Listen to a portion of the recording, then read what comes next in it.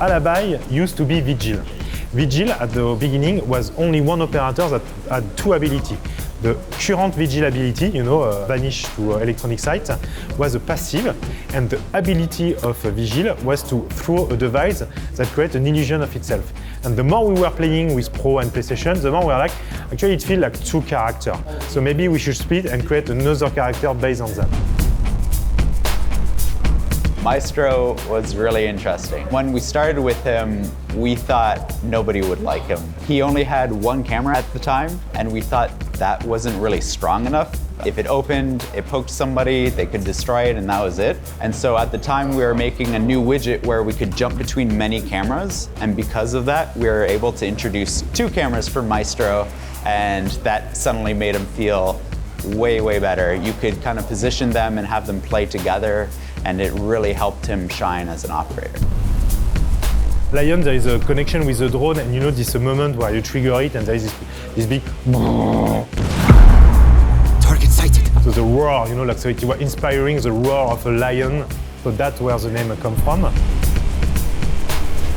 So Nomad, initially, we wanted to have something like a grenade launcher for her, but it didn't feel great. So we kind of put her in our operator fridge of good ideas and let her sit there for a bit. And then we released Operation Outbreak, where we actually had some AI that would push you back. And that was when we kind of thought, there's something that works here. We would take her out of the fridge, add that element to her, and it was very difficult because this was the first time we were kind of displacing people in a map, and it worked out super, super well.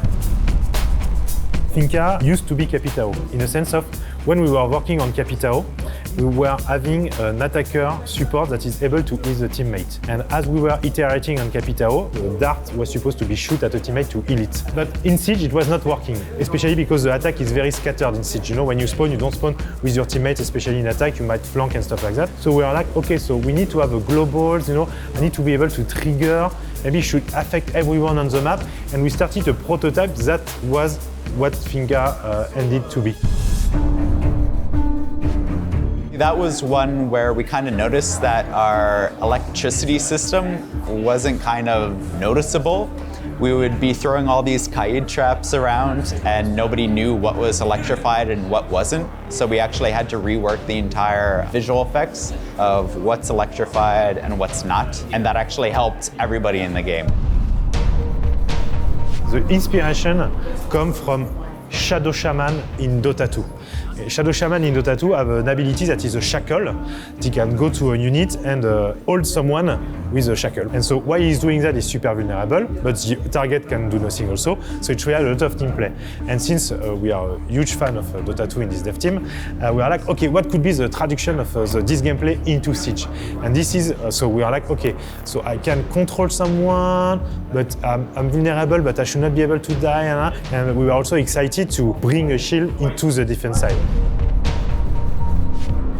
We always wanted a blowtorch, but we didn't have anything small enough to kind of replicate a blowtorch affecting a wall. The Habana pellet was actually the closest thing we had to something that could do damage over time within a line. So it was always the goal to do that, but with our prototyping tools, it's sometimes easier to leverage another operator's kit, even if it's not the intended result, and it lets us see if it works or not really quickly.